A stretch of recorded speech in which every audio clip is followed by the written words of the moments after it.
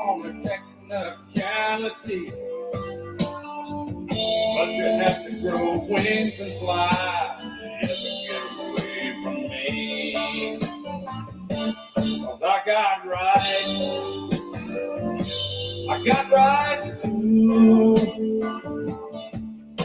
And this time there won't be no damn law. You're the system to protect you. But I'm gonna read you your rights. You got a right to know that you're gonna go to hell one of these black nights.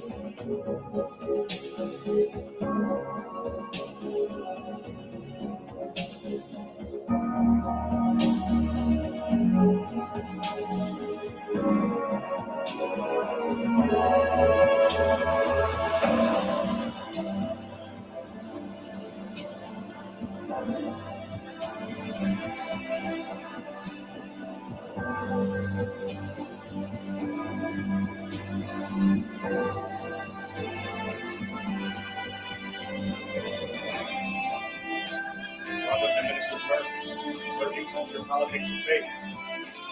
I'm your host, Greg Murphy. I'm a Christian American, heterosexual, pro-life, right-wing, staunch 2A, free market capitalist, conservative Republican. A former naval aviator, former Air Force pilot, former Republican candidate for U.S. Congress. Now, with the world, politics, and finance. And for the next hour, we are going to discuss the news of the day and of the past week. We will pierce the veil of deceit, deception, tear down the facade of media narrative. And we'll get to the truth and understand what's really going on. And we'll look at it all through the lens of a Christian conservative worldview. So I'm glad you're here with us here on the Next Gen USA. We're off a little bit late tonight because, of course, the State of the Union address, which we're going to talk about here. But I hope you're with us every Tuesday night at 7 o'clock Central, 8 o'clock Eastern time here on the Next Gen USA. Of course, we just listened to the State of the Union address, and not that it was any surprise to those of us who have listened to these things long enough. It's all spin. It's all the perspective of the party of the president. But I think no time in history has reality been turned so inside and out than what we just heard from President Biden. We also listened to Sarah Huckabee, Governor Huckabee, and her response, which I think was outstanding. She pulled no punches. She didn't sugarcoat anything, and her response was absolutely outstanding. But I'm just going to cover a few things that I noticed in Biden's ridiculous speech. Particularly because when it comes to his attacks on big business and corporate America, he spent, I don't know, maybe 10 minutes just talking about price controls and attacking American businesses and oil. And yet not one single mention of how China's ripping us off. He went out of his way to talk about how corporations are ripping us off, but not one mention of how China is ripping us off and has been ripping us off. Another thing was quite hilarious was he talked about public education. And years ago when we started the Department of Education, he said we were leaders in the world, and we were leaders in the world. But then he went on to say, and I'll almost quote him verbatim, he said, but then the rest of the world is caught up. And what he was suggesting is when we started the Department of Education, when we started making all of these control of and opportunities for education across America and guaranteeing all this education, we were leaders in the world, as if to say it was because of government. But he doesn't get it. We were actually leaders in the world education-wise in the United States up until the day we started a national Department of Education. It is that at that very day that began the decline of our education system in the United States. We have a failed education system. And that's just a fact. Our education system is disastrous, and it gets worse and worse by the year, and yet we continue to throw billions and billions of dollars more into this education system. And it is a failure because Washington is controlling it. And the idea that the world caught up and as if to say they saw how successful America was. No, no, no, no. What happened was America led the free world until Washington started controlling our education, and that began the precipitous decline. And now we are the worst educated people. You know, you look at the literacy rates, and you could just look up these numbers. You could find the literacy rates, go back 100 years ago, go back 200 years ago. 95% of the people in America knew how to read. And, you know, interestingly, before the Department of Education, the primary reading book that we taught our children how to read was the Bible. People read the Bible. That's how you learn to read 100 years ago, 200 years ago.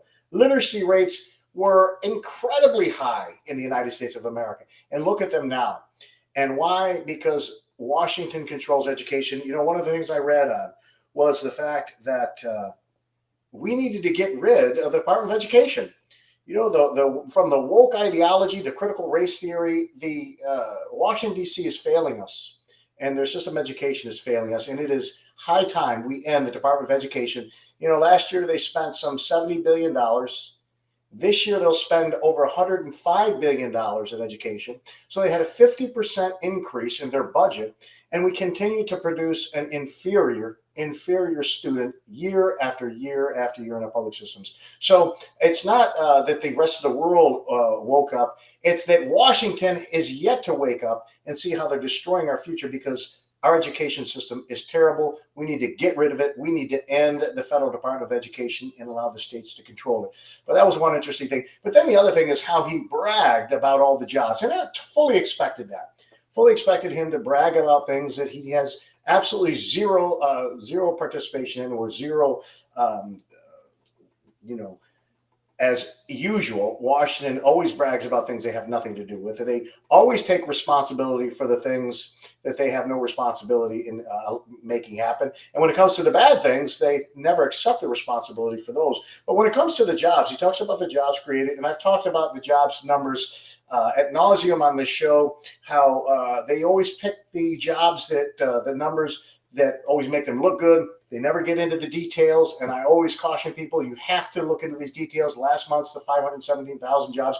You have to look beyond just the headline numbers. That's why I say we pierce the veil of deceit and deception here. We tear down the facade of media narrative. When you look at the household data and the household survey, you see a whole different picture of the jobs.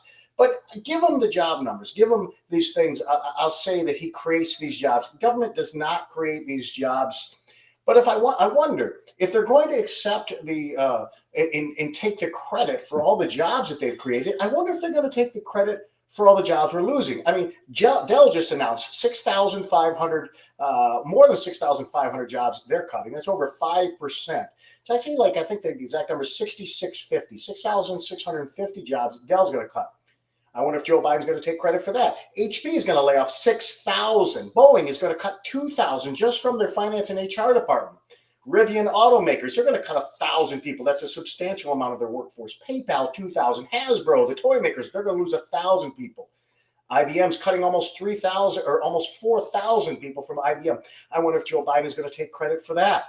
3M is cutting 2,500. How about Google? 12,000 jobs. Is Joe Biden going to take credit for the 12,000 job losses at Google? Whose fault is that? I mean, if you're creating these jobs and you love taking the credit for creating the jobs, are you also going to accept the responsibility for the jobs? How about Microsoft? 10,000 layoffs at Microsoft. Amazon, 18,000 jobs. Meta, 11,000 jobs. Is he going to take credit for those? No, it seems the only thing he takes credit for jobs-wise is the Keystone XL pipeline, which we lost thousands of jobs. Some estimates even say 77,000 jobs altogether will be lost from the Keystone XL pipeline. Joe Biden is proud to take credit for those lost jobs. And you have to remember, those jobs in the Keystone XL pipeline were high-paying jobs. These were north of 100,000. These were six-figure jobs, many of them. So he wants to take credit for all these jobs that he created. Of course, he never created them. But will he take credit? Will he accept responsibility for the thousands and thousands of jobs that we're losing right now? And it's going to get worse. And of course, he created he advanced the narrative of class warfare. The rich are taking advantage and they don't pay enough for share tax. But again, I talked about this last week too. The top 1% of wage earners pay 42.3% of the taxes. All right, if you look at the top 50%, that's 97.7%. Top 50% of Americans, 97.7%. The bottom 50 pay 2.3%. I see something very wrong with that. The way I see it is the bottom 50% are hardly paying their fair share. And that's why I've always favored a flat tax, that everybody pays the same, that you get rid of all of these deductions. The fact is when you're going to saddle, and he's bragging about making billionaires pay all these additional taxes, all they're going to do is employ their $1 million lawyers to save them their hundreds of millions of dollars in taxes, and that's all they do. But again, more class warfare, but they never get it right. It's all about advancing their narrative. And remember my template for the radical left. Blank is never about blank. It's always about fundamental change, and that fundamental change, without exception, includes control and or redistribution of wealth. So that's what the agenda is, and we know that, and we can see that in what they're doing. The other thing, of course, par for the course when it comes to Democrats, he had to talk about abortion, and as usual, almost the most enthusiastic response you'll ever get out of a group of Democrats and radical leftists is when you talk about abortion. And you could just see how they get up and they stand on their feet and they clap and they clap their hands. It's extremely disturbing, because I would think, and again, of course, I think like a sane person, so of course this wouldn't be the case. I would think that even those on the left, who they themselves will talk about the solemn decision this is, and it's a decision they should make between the mother and the doctor and all this. Okay, I'll give you all these solemn decisions. But why do you get on your feet and clap, and you see the expressions of joy on their face when Joe Biden is committed to protecting the right to kill babies in the womb? I would think that, okay, maybe you just sit there and in your mind, as if you really think that abortion is fine, you just say, okay, this is a solemn thing, take it kind of serious. But they have zero regard for what they're doing. That just shows you where their satanic minds are. They won't even consider the fact that they are taking a life. Now, I'm not going to argue with their first few weeks thing. I believe very firmly that God starts that life at conception. That is the scientific time. When you look at if you took the two parts, the sperm cell and the egg apart, they're not going to grow, and they're not going to create DNA, and they're not going to advance beyond what they are individually. But you put them together, and at the moment of conception, you now have the creation of cells, of DNA. That is the beginning of life. And I believe that firmly, that any termination after that point is, I believe, murder. And as most pro-lifers who are truly pro-life will believe. But I'm going to give them their whatever they want to say the first few weeks. These are people, though, that believe the 6th, the 7th, the 8th, the 9th month of pregnancy, that you ought to be allowed. And they are cheering for the right to terminate these lives at any stage of the pregnancy. It's extremely disturbing to watch the jubilation on these people when you start talking about protecting a right to do that, to kill these children. It's really extraordinary. And I mean, this is the same president, of course, who committed himself right now in his administration, was going to be committed to young trans people, as he said. He's going to be committed to protecting them, to be enable them to live life with respect and all that. So what he's saying is he's going to continue to defend these doctors and this radical, deranged, satanic movement that will allow children to decide their gender. I say this 100 times. The idea that we would allow or force or saddle a 10-year-old child with a decision that he made at 10 for the rest of his life, and no small decision, the most profound decision they could possibly make, that we're going to saddle with them with that decision for the rest of their life, and we're going to enable them to make that, is beyond my comprehension, except when you understand it as a satanic, a godless, evil, maniacal movement. There are so many things we don't allow children to do. I mean, why don't we let 13-year-olds buy liquor? I mean, if a 13-year-old can say why are we preventing them from going to the liquor store and buying a bottle of Jack Daniels and just hanging out and drinking it up? Why do we not allow them to buy marijuana? I mean, marijuana is legal in all kinds of states. So why can't a 13-year-old just go in and buy? I mean, we are on the attack. I mean, Juul, that company Juul, been forced to pay all kinds of money because they are targeting children. So they say. Juul, of course, has a different version. But let's say they were. So Juul's targeting children with Starburst flavored vapes. Okay, well, we've got organizations that are targeting children with $1 billion gender reassignment surgery. I call it gender mutilation. They call it gender reaffirming or gender reassignment. All euphemisms, it's gender mutilation. So these organizations, places like Vanderbilt and very large universities, they can continue to target children with $1 billion industry that is growing in these trans mutilation. But companies like Juul that want to get people to, would not mind if 15-year-olds are vaping and buying their products. Well, I got news for you. A kid that is vaping at age 15 can fare far better 20 years later than a kid that allows some doctor to mutilate him and cut his genitals off. This is the insanity. The fact that I even have to say that is really extraordinary, that I even talk about this, and this is something that's really happening. So it just goes to show you, blank is never about blank. It's about fundamental change, control, and when you abandon truth, when you obliterate reality and you replace it instead with fantasy and imagination, you get you reap what you sow, and that is chaos. And that's exactly what we're getting today. And this is an administration that from the top down is going to protect this tragedy and child abuse. And on the one hand, then they're going to attack tobacco manufacturers and vaping manufacturers. How dare they target children while they're mutilating children and destroying for them. And oh, by the way, setting children up to have a 20-time better chance of committing suicide, because that's what's happening. When these children transition, their chances of suicide skyrocket. So, but again, this is all the chaos that comes out of the radical left and their agenda to destroy traditions in America. And I always say that people have a right as an adult. You can counsel them and you can allow them, take them to adulthood. And then if they want to continue to pursue this, whatever this transition or this lifestyle, that is a right that's protected. But what's not protected is destroying American society, turning it inside and out, destroying institutions, and endangering our children. That is not a protected right. And if you're doing that to accommodate this agenda, it's not something that we should allow to happen. That's not a protected right. So anyway, that's enough on the State of the Union, the State of the Union address for Joe Biden. We did the other big headline this week, of course, was the balloon that came over. What's interesting? Everybody's talking about the balloon industry. Obviously, I'm of the camp that says decisive decision makers make decisions right now when it's important. You can't wait. You have to have gut instincts. I think there are three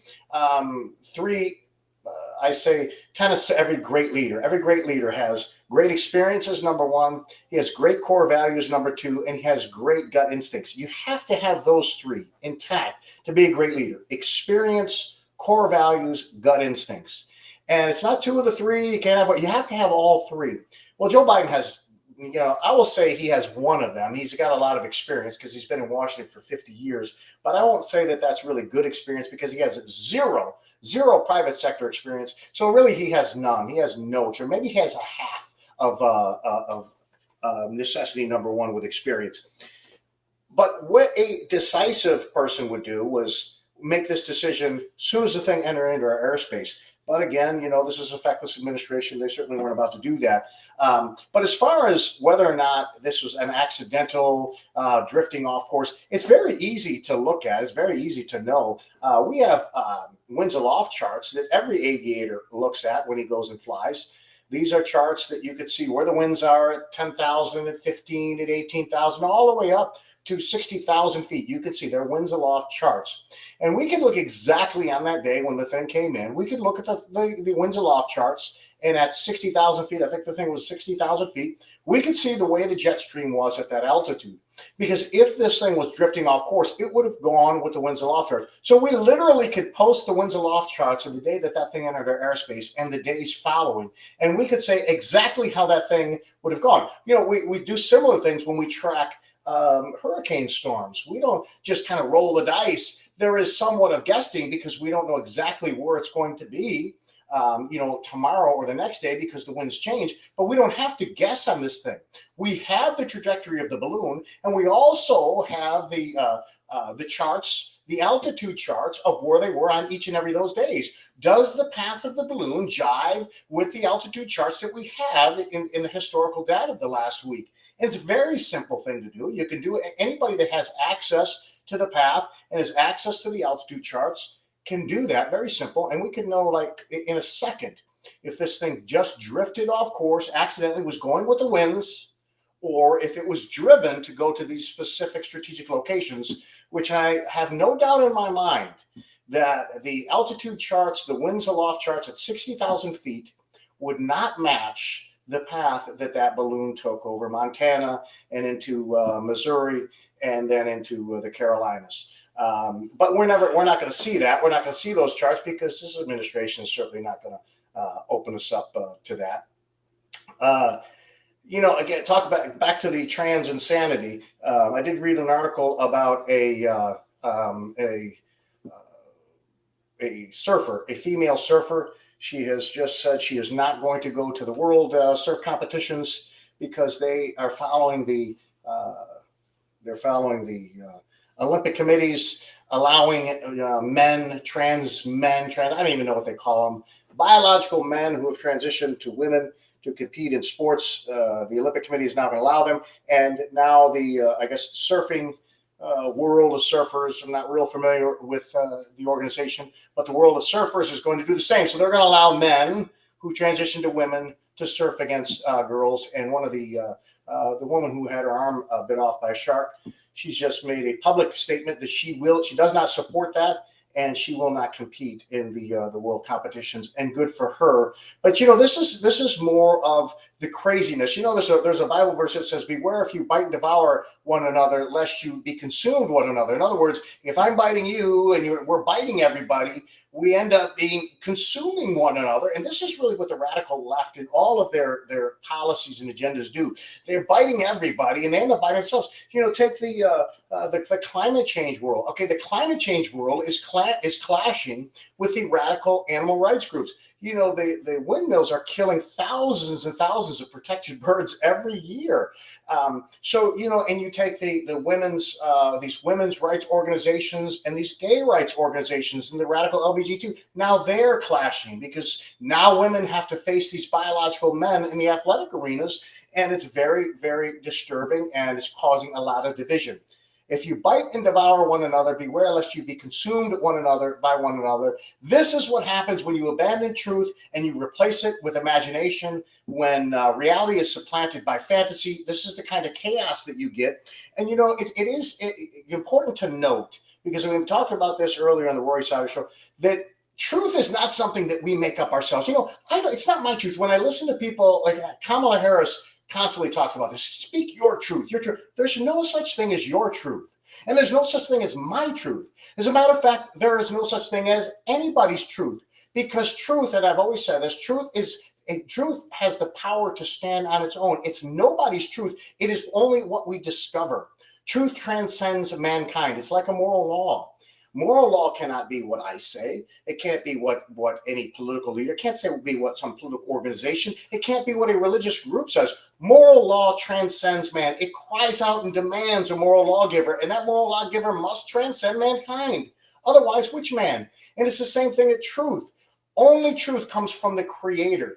God created truth. All we can do is discover it. We can't make it up. We cannot make it up. Everything that we know, we've discovered. We haven't made anything up. And if you make it up, then it is not truth. It's not truth. Yeah, and I don't care what you're talking about, whether you're talking about the natural sciences, whether you're talking about things in philosophy, whether you're talking about morality, meaning, origin of life, and our destiny. I don't care what the subject is. Truth does not come from man. Truth only comes from the Creator. All man can do is discover it. But you see, we are distorting that. We are making everybody their own truth. We've got 332 million truths in America, one for every person. We've got over 7 billion truths on the planet, one for every person. That's not truth. That's fantasy, that's imagination, and that's chaos. Into the economy. I want to talk about the economy. More Biden blunders. We all know that when it comes to natural resources, whether it's the rare earth minerals, things like copper and gold, silver, all these things, they're critical. They're critical to manufacturing. They're critical. Iron ore, obviously critical to infrastructure. Well, the Biden administration has just blocked a mining company, the Pepper mine in Alaska. It's a gold and copper mine. And the EPA has just blocked this company's ability to advance and move forward in this mine with the copper and gold. I mean, you think about it, especially with copper, a critical component in manufacturing and in the electronics industry. It's just going to force us to be more dependent on companies like China. And China is moving all over the world. We had this discussion a couple of hours ago as well. China is absolutely moving into places like Afghanistan. They control the majority of the world's rare earth minerals, and these are critical, of course, in all of the climate change and all their green energy pushes. And the United States is a very tiny producer of rare earths. As a matter of fact, in 2017, we produced 0 of the world's rare earths. We went to 0 with all of the radical environmental restrictions, and it wasn't until Donald Trump pretty much got read in and got comfortable in knowing all of what's going on in the swamp that he was able to deregulate and open these things up. But we went right back to square one with the Biden administration, and we are drastically reducing our ability to be not only self-sufficient with oil and energy, but all of these minerals that are critical to infrastructure, critical to technology, and critical to manufacturing. This is more of the redistribution of wealth and the control. It's driven by the radical elites. I've said this so many times that the climate change movement, the climate agenda, is not about saving the planet. It is about fundamental change. It is about destroying free market capitalism, and it is a global agenda. And we know for a fact, just go to the WEF, the World Economic Forum website. You could read all about it. This is not tinfoil stuff. This is not conspiracy theory. It's right on their website what their intentions are and what they want to do. So all more bad news. It's just one thing after another with the Biden administration, whether it's suppressing the leases for oil, and he attacked the oil companies with their billions of dollars. Well, they wouldn't have all these record profits if they weren't allowed, because they want to reinvest that money and drill and explore and do R&D for new oil exploration and oil production. But they have restricted that, so they just have taken all this money. So what they did is they drove the price of oil up to $100 at times and above. So they're making all this money, and normally they use that money, and their profit margin has always been the same, the reinvestments. It's always about 17%. They reinvest because the last thing they want to do is have to play catch up in terms of drilling and exploring and finding new oil sources of oil.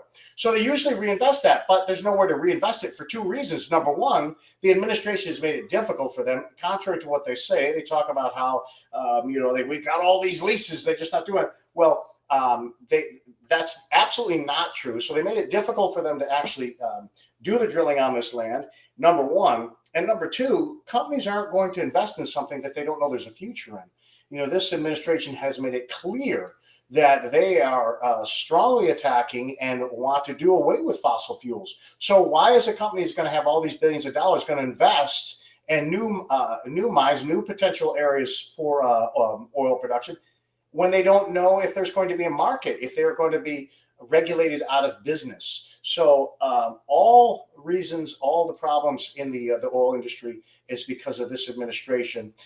So from our oil to our natural resources, this administration is clueless. They're not, I will say that, that's not the right word. They're not clueless. They know exactly what they're doing. They're the useful idiots of the global elites. We saw the federal funds rates last week, another 0.25%. A lot of people are discussing, is this really kind of the beginning of the reversal, or are they going to stop? Is this a Fed pivot? Remember, what that means, that is the short-term lending rate, which now is at 4.75%, 4.5 to 4.75. That's the short-term lending. What this does for everybody, it drives all the other rates up. It certainly drives, it's a big mover in the yield curve. It's a big mover in mortgage rates. It's also a big mover in the credit card rates. But you know what's kind of made me laugh? One of the CNBC commentators, he was just raising this question, and it kind of went something like this. He said, will the Fed stay ahead of the curve like they always are? Will the Fed stay ahead of the curve? In other words, what he was saying is, are they going to keep cutting rates and cut more rates because, they got to stay ahead of this whole inflation fight? It was the most ridiculously opposite statement I've ever heard. The Fed, not only are they not always ahead of the curve, they are always profoundly behind the curve. And they were certainly behind the curve for the last 2 years with this inflation. I mean, this is the same Fed, the same chairman who said that inflation was transitory. He said it was transitory when it was going north of 5%, and it was accelerating. And when finally everybody knew inflation was a huge problem, it was months after everybody knew it was a huge problem. As a matter of fact, I think it almost hit 9% when they finally acknowledged that inflation was real and they were going to have to do something to combat inflation, maybe to get up. It was definitely north of 7%. But the point is they're hardly ahead of the curve. They're always behind the curve, always reactionary. The Federal Reserve is a very dangerous organization. And they call it a bank. It's not a bank. People have to understand this is not a bank. They're not a bank at all by any stretch. It is as evil as any drug cartel. We see the cartels at the southern border in Mexico. These are wicked, wicked people for what they do. The evil that the Federal Reserve puts on the American people is a different kind of evil. I mean, they're not out there shooting and killing you, but they're destroying your ability to live your life freely, and they're destroying the buying power of 330 million Americans' dollar. Every single dollar that is in circulation is getting destroyed by them, because this cartel, way back in 1913, is actually 1910 when they actually met, this little cartel down there in Jekyll Island. They wanted money to be elastic. They wanted to protect the big banks from all these little banks. And, I go on and on about what these people conspired to do down there in Georgia. But their dream came true, and they've been manipulating the dollar ever since and destroying our way of life. This is a cartel that needs to be eliminated. We have to get rid of the Federal Reserve. We have to go to the gold standard. Not something that I believe is ever going to happen, but it doesn't mean I'm not going to stop saying it needs to happen. Just because, the chances are something may not happen. I always say that America is going down a path, and that path may be into the abyss. And if it does, it's going to go into the abyss in spite of what I did, not because of what I did not.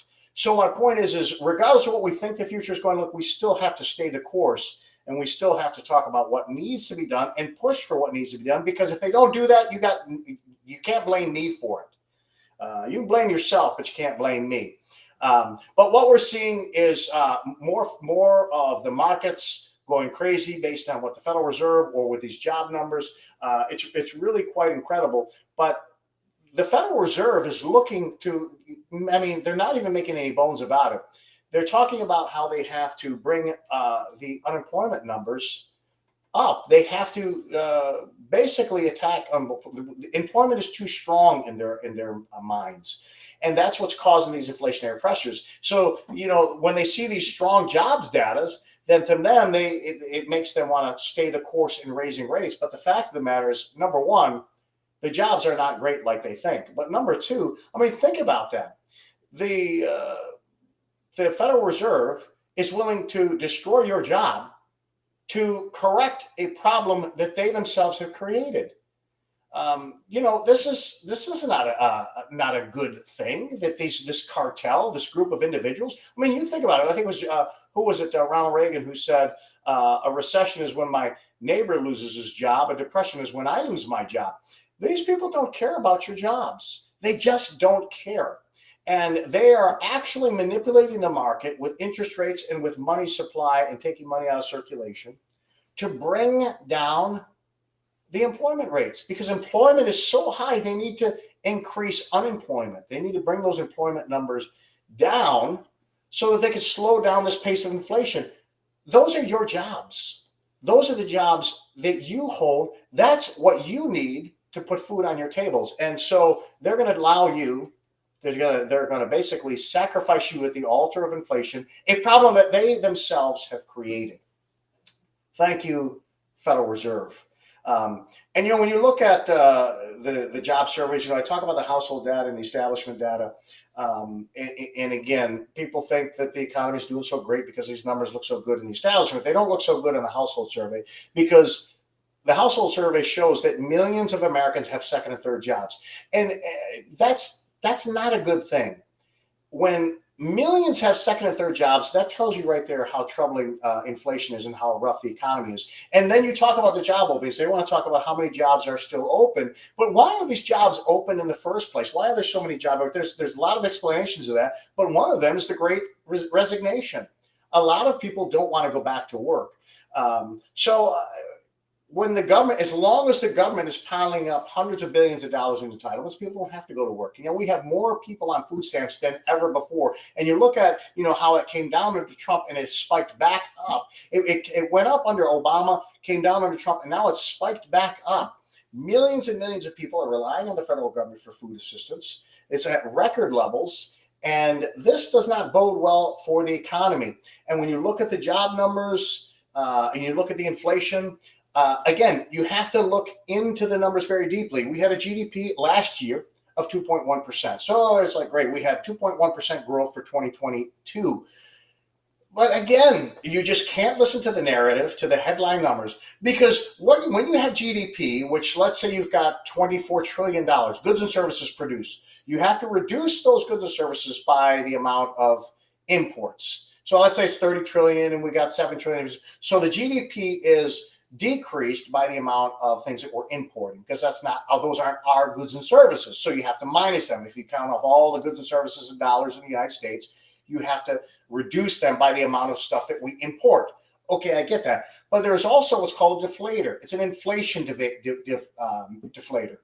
When you have a GDP number from this year, you have to deflate it by inflation, because a dollar today is not worth the same as a dollar last year. So you have to figure out what inflation was. So if you had $23 trillion in gross domestic product, with the production of goods and services, you have to deflate that, decrease it by inflation.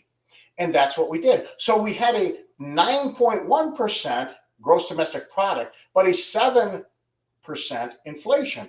So what do we have? That gives us a 2.1% inflation, or 9.1%. So when you reduce it by inflation, it comes up to a positive 2% GDP.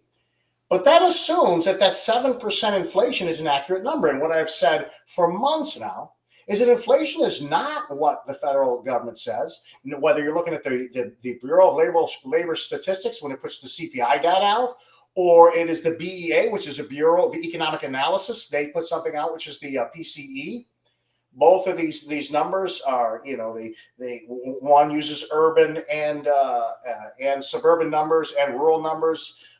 The Bureau of Labor Statistics uses urban numbers. And they come up with these inflation numbers, but these inflation numbers are about half of what's really happening. And when you go back to the 1980s formulas and you look at inflation numbers, how they computed inflation, if we use the same kind of formula today, our inflation would look more like 12 to 15% for 2022.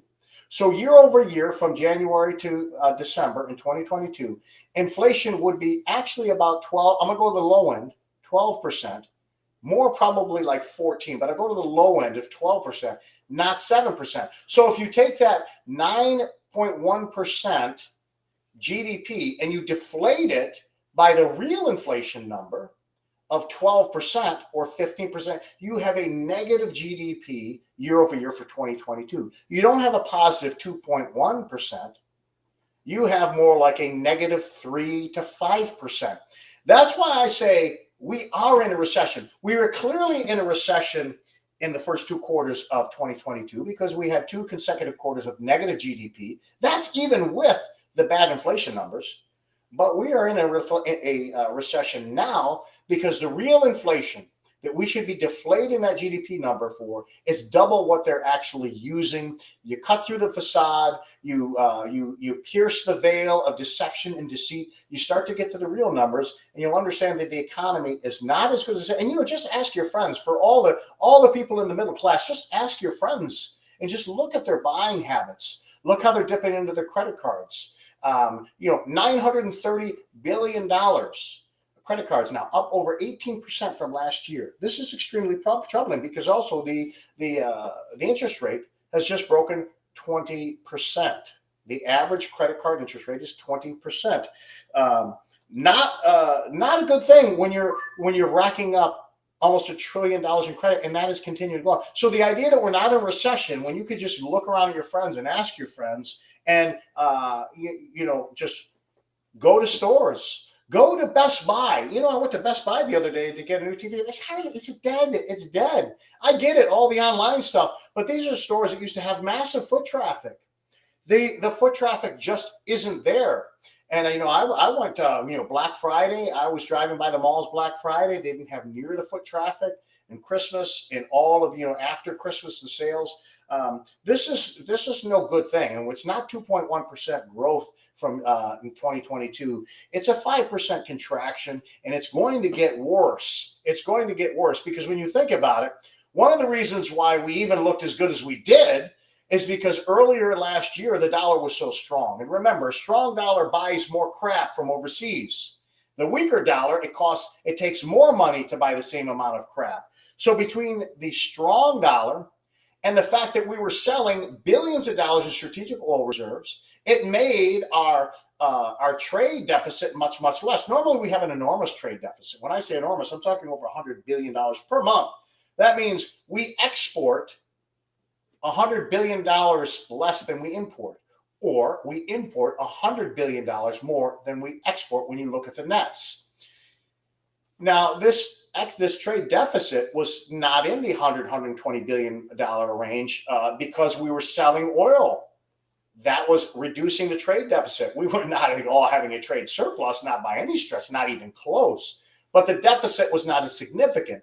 And that's important because that deficit changes the GDP numbers. Because again, remember, you deflate it with the inflation number. You also change the GDP. You subtract, you minus out how much you import. So that was a huge plus in the GDP numbers because we had a strong dollar and our trade deficit was not as high, not as significant as it usually is due to the fact that we were selling a lot of oil. Well, we're not going to sell our strategic oil forever. We can't do that. And the dollar's weakening. Had a little bit of rally last couple of days, but the dollar's down from 115 to now in the low 100s. So between those two things, we're going to see the GDP numbers fall more than we've seen them because, again, all the numbers, you have to look at the numbers. And also, this is going to have a profound impact. This is what you have to realize. The amount of layoffs that come in, I just talked about the thousands of layoffs that are coming from one company after another. Remember, when people get laid off, they don't pay taxes. If you're making $1,500, $2,000 a week, you're paying a substantial amount of that in taxes. Well, when you're laid off and you're living off unemployment, you're not making $2,000 a week and paying a 35% tax. So the government revenues, which is over $5 trillion last year, is going to see substantially decreased in 2023 because as these layoffs become greater and greater, the amount of revenue going to the federal government is going to get smaller and smaller, and yet they're going to spend more and more. So what that means is government revenue is going to decrease into 2023. But government spending, we're already seeing it going up. They're just bragging about how much money they're going to spend on this and how much money. Washington loves to brag about your money that they're spending. And there's no way to pay for it. We're going to run bigger deficits I mean, we've already run multi-trillion-dollar deficits. That's going to continue. And I think the deficit that we're going to run in 2023 is going to be, my guess is double of what it was in 2022. In 2022, it was a $1.3 trillion deficit. We're going to run double that in 2023. I guarantee it. Now, in 2020, it was about 3 trillion. In 2021, it was about 2.7 trillion. We had a huge decrease down to 1.3, but it's still $1.3 trillion deficit. That means we spent $1.3 trillion more than we took in. That's not good, but it's not going to be good when we get 2.6 trillion this year. And that's going to create a whole new mess. And how are we going to pay for it? Well, as we always do, we issue U.S. Treasuries. We borrow money from the world. We borrow money from corporations and from pension funds. They lend us the money because they're the ones that are buying our debt, buying our treasuries. And when we don't have buyers, well, you get the Federal Reserve, who's supposed to be the buyer of last resort. And for the last few years, they've been the buyer of first resort. And they're going to go from quantitative tightening to quantitative easing. They're going to continue to buy more of the U.S. debt and plummet us deeper and deeper into the recession, the pain, and also causing more skyrocketing inflation. This is why I've said that inflation is coming down, just like it did in the early 70s. It went up and it came down, and then it shot back up again. That's what will happen. It will probably happen by the end of 2023, if not before, but it will definitely happen into 2024. This is what you could expect to happen.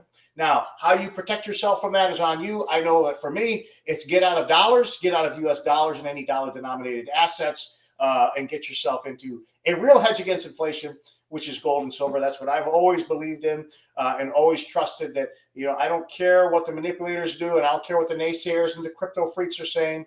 Gold for 5,000 years has been the only real value of money, and it's the only way you're going to protect yourself from real inflation. But it's all going to be on you. But if you're betting on on a rally in the stock market and your 401's climbing, you better really, really do some soul searching and get into the numbers and start trying to figure out what's going to happen in the next 6 to 12 to 18 months, particularly in the U.S. dollar and particularly in U.S. government revenue, because as the revenue falls into the federal government, the deficits are going to get higher. As the deficits get higher, the money printing press is going to have to pick up some speed. And as we create more money, remember that is a definition of inflation, increasing the money supply without a corresponding goods and services. It's all not looking good for the future. I hate to be a doom and gloomer, but I live in the world of reality, and that's where I see us going. Anyway, and finally, I'm going to close out on talking about the world because before we run out of time here, there is some interesting things that some articles that I read on China. And one of the articles predicts that China will invade Taiwan in 2027. And, I've talked to some of my friends about this, and they say, well, why is that? Why is 2027? And what you have to realize is China's on a mission right now. And their mission, again, they play the long ball. They play the long ball. China's on a mission right now, as are other countries, to de-dollarize. And if you look at 2022, what was reported was China purchased over 500 tons of gold. That's a huge thing. And if you looked at recently, the central banks across the world bought more gold in 2022 than a very long time. Gold is being bought by every major central bank in the world, and especially China. China is also, and this is very important, China is also a net seller of U.S. treasuries. They used to buy hundreds of millions of dollars and billions of dollars in treasuries. Now they're selling it. They're a net seller. So that means they're selling U.S. treasuries. And why would they do that? Why are they buying gold and selling U.S. treasuries? And oh, by the way, they're also moving more and more into what they call the Chinese, the yuan, petro yuan. So, one of the things that maintains the U.S. strength of our currency is the fact that oil is bought and purchased in what we call petrodollars. It's priced in U.S. dollars. It's one of the deals we made back in the 70s and get off the gold standard with Saudi Arabia. But interestingly, Saudi Arabia just recently said they will accept payment in anything. You want to give them rubles? You want to give them euros? You want to give them yuan? You want to give them Chinese dollars? They'll take anything. That's hugely important. Because as China de-dollarizes, that will insulate them from the problems that Russia has had for the last year, and with the sanctions. Russia has somewhat, it's made life miserable for them in terms of all of the U.S. sanctions. We basically cut them off from the SWIFT system. The SWIFT system is basically like an email system that allows banks to communicate cross borders, and you can exchange money. You don't send cash through the mail. You send cash through SWIFT, which is one bank telling another bank through this system, this internet system, hey, you've got money coming from this guy, from this account, and it's going to that account. It's all. But when you cut a country off from the SWIFT system, there's no way for them to execute these exchanges when they're cut out of the only system. Although the XRP and the Ripple is perhaps, possibly, the future replacement for the SWIFT system, because this is used blockchain technology. If you know what Ripple and XRP is, it is a cryptocurrency, it's a crypto ledger, and it is like the replacement, is marketed as the replacement for SWIFT so that you can move money around the world through the system. But I digress into crypto. But the bottom line is China is de-dollarizing. And they're de-dollarizing because when, not if, but when they move into Taiwan, they want to be insulated from any potential adverse impacts that U.S. sanctions against them will have. This is a very, very dangerous thing. It's something that should be watched, and that I don't expect this administration to do anything about it if they even know that it's going on. But it is certainly something for the next administration and, God willing, the next Republican to seriously examine and protect against. And there are things that can be done to prevent China from invading Taiwan. But I do not expect this administration to do any of it. And I'm going to close with equality versus equity, because I heard so much of that talked about tonight and for the last week. Equality and equity, and what is the issue with that? And why do people talk about that? Equity and equality versus equity is really opportunity versus outcome. When you think about equality is giving everybody the same opportunity, right? And to achieve, and to win, and to develop, and to grow, and to learn. Equality is about opportunity. Equity is about outcome. And, the radical left and the global elites, they hate equality. And the reason why they hate equality is because they can't control it. Because equality is controlled by the individual. It's like individual freedom. You give me a plot of land, you give me the opportunity, you do not saddle me and crush me with regulations. I will make something based on what's inside here. It's based on what I have in here, in my heart, in my mind, my fortitude, my drive, my determination. Equality will create the opportunity, and I could achieve something, and they can't control the outcome. But with equity, government and global elites are the very authors of the outcome. That's why they hate equality and they love equity, because they can't control opportunity. They can't control the outcome in equality, because everybody with the same opportunity will produce all kind of different outcomes. They don't like to not be able to control the outcome. That's why they love equity. Equity is synonymous with outcome control. And equality is opportunity, and opportunity outcomes are basically rooted in the individual, not in government. So that's the attack. That's why there is this attack. Don't think it's about peaceful coexistence. Don't think it's about hopefully everybody can get along and everybody can have the same opportunity. It's not about that at all. It's about controlling the outcome. That's why they want to abolish equity or equality, and they want to replace it with equity. But that's all we got for Minutes with Merck, merging culture, politics with faith. I hope you'll join me next Tuesday. Also, you can catch us at 6 o'clock every night on Roy Sauter's new show, Monday through Friday here on the Next Gen USA. Hope to see you next time. Brothers walk hand in hand, tell me why. Why can't my dream come true? Why? There must be peace and understanding sometime. Strong winds of promise that will blow away the doubt. and fear. If I can dream of home, a sun where hope keeps shining on everyone. Tell me why, oh why, oh why won't that sun appear?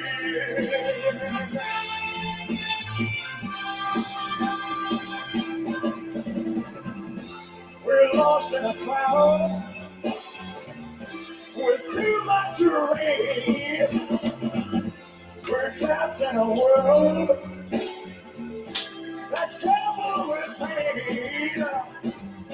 But as long as a man has the strength to dream, he can redeem his soul and survive.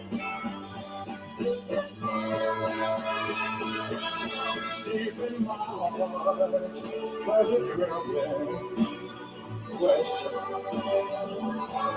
Still, I am sure that the answer is gonna come somehow. I'm there in the dark. There's a flickering candle. Yeah. While I can think, while I can talk, while I can stand, while I can walk, while I can dream, I'm feeling my dream true.